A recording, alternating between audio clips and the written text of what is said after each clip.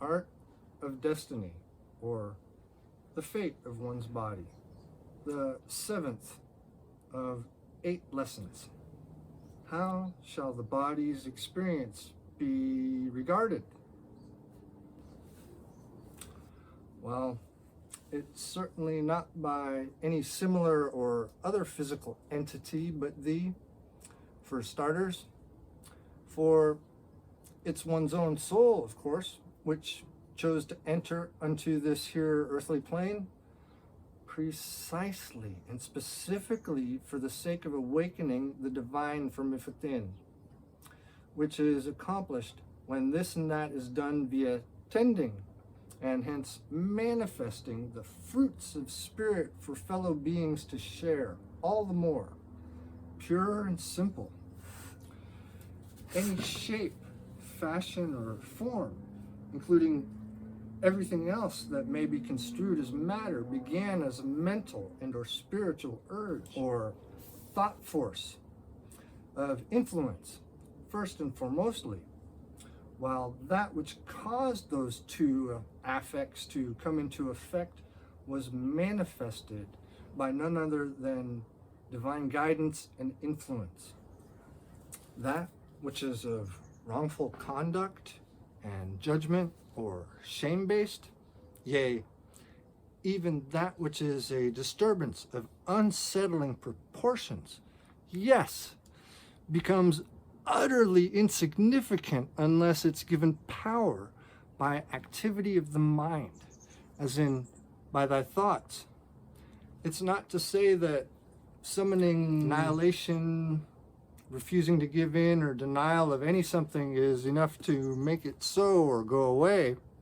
Nay, rather, it's that whatever is presenting itself, from wrongful conduct to unsettling disturbances just mentioned above, may be used as the very influence which hews the stumbling blocks into stepping stones and further building material in order to create a much more conducively peaceful environment and surroundings, or enclosure, depending on point of view, perspective, or where it finds you.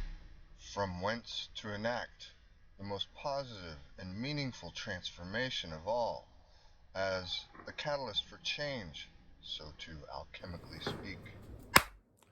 By using the spark of hardship, temptation, trial and error to ignite the kindling and tinder more usefully, and thus fuel the most user-friendly, positive, and or helpful experience all the same.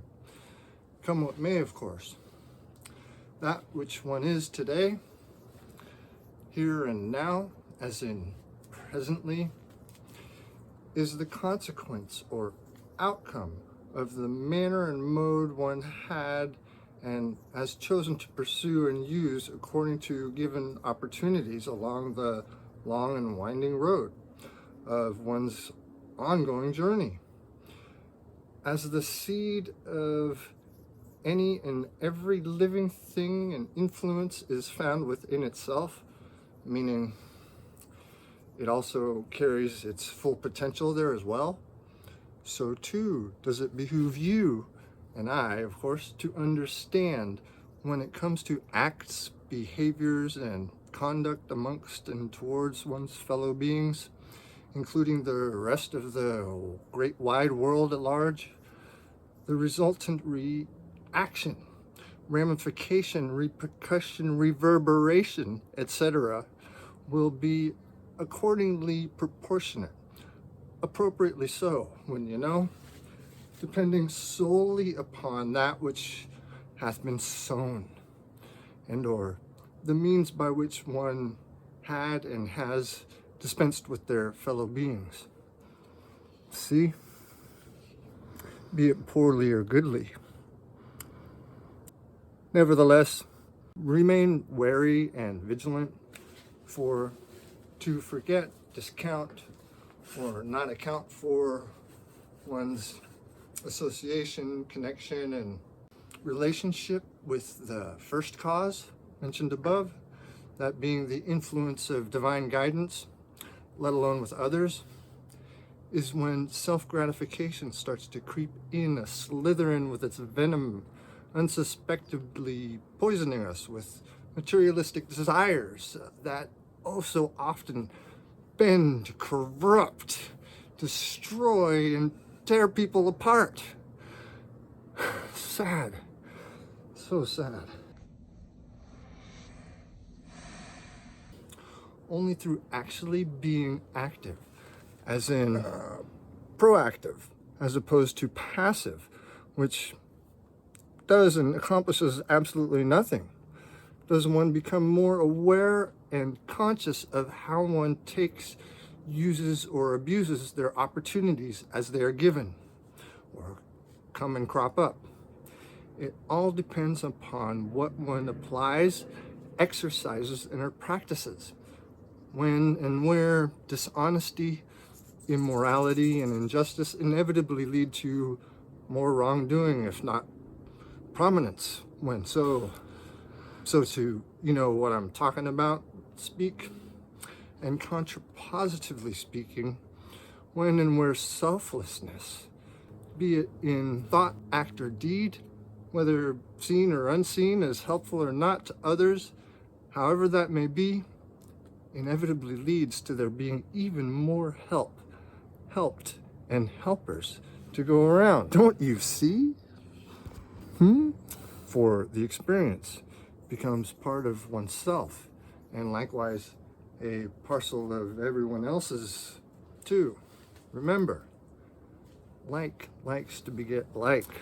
In an Yggdrasil-sized nutshell, which in whatever way one lays and or paves the groundwork, as in how one prepares and presents himself, when that a ripe and ready time comes, a blossoming and a blooming, rest assuredly, you'll definitely be in the right place at the right time to use that very acumen, those very abilities, and them are tenets you practiced and honed or forged so diligently with gratitude, happiness, and respect. Meanwhile, as those who've innately known, and to those whom are coming or already in the know, including those experiencing same without even knowing, in regards to the material plane or any other plateau of consciousness for that ethereal and gray matter, know this: one's abilities, one's acumen, yea, one's very aura, are manifested outgrowths which propagate from opportunities one has tried or applied, whether in mind, body, or spirit. Again, in whatever so-called realm, sphere of influence, or sojourn one finds themselves in. And it's like that for everyone. And in a word, consider countenance and or coherence, contemporarily speaking. Look them up. And so it goes, both as one finds within, looking in retrospect, as well as when stumbling, that whenever one used or uses their opportune moments or synchronized experiences rightly, what's brought into one's present-minded conscious awareness and subsequent experience tends and turns out to be good, harmoniously like a symphony, if not funny. That's when one is taken to a and or the next level of self-actualization. Now then, who hasn't experienced that? And don't raise your hand. And an interesting caveat to this and that just said, the bigger the challenge or opportunity in disguise or in plain sight, the greater the opportunity abiding. Pure and simple. Verily, it be a matter of having sheer confidence in the power of oneness inherently seated in the creative forces of every living and breathing system, influence, and being, or creation itself. That is, you experiencing it, experiencing you, as in experiencing a different part of me vicariously through you, in which we two experience bits and pieces of it as it does of us. You creative creatures, you. Therefore, practice until ingrained. You know, when something becomes second nature, and misnomer and spoiler alert are in order here, for it's actually our first instinct. Go figure. Anyway, in expressing this heightened awareness or newfound consciousness, hold true to your actions, interactions, meditations, and practices in mind, body, and spirit, for it to be an inner experience as well. So to speak of as above is so below. And although we all know, if not also feel it in thy bones, everyone must, as have and shall again and again, sit upon Mott's scale and pass under the so-called measuring stick or rod. So to archaically speak with piercing scrutiny, the ruler, staff, and yea, weights are nevertheless tempered with merciful authority and grace. Thankfully, then, so too should me and you temper our temperaments to improve the elasticity of our patience and discernment, and harden our resolve when dealing with blows or darker things below. To, as a matter of fact, teach us how to be merciful, understanding, and forgiving of one another. Yep. And no less towards one's misperceived enemies, too. Yea, even those whom seem to otherwise just detest, despise, and are despitefully use you. All of this, yes, that too is inside of us all. It doesn't just reside somewhere else outside of self. It's everywhere for everyone to access, or not. In the end, though there ain't really one, this brings us to the subject of death and dying, which is purely subjective too, of course, as in an individual experience nonetheless, albeit with others in attendance one may or may not necessarily be aware of. But believe you me, they're there. That is, we are here for each other. See? However, it's not as frightening and grim as has been painted or portrayed, for one is merely leaving this fleshy experience to yet another birthing experience into another realm of existence, set apart from this and yet a parcel of it too. For those who live in such a manner and way which does not bind one to the earthly domain for petty sakes. The rhyme and reason for our decision to enter the material plane in the first and last place is pure and simple to explain too. 'Tis for the express purpose of furthering and amending our individual growth and development, collectively towards more cooperative and harmonizing activities with the very forces of creation itself, which just so happens to manifest through the material activities of me and you, as in us all, together in an everlasting and expanding self-sustaining feedback loop, if you will, or spiral, a sacred dance indeed.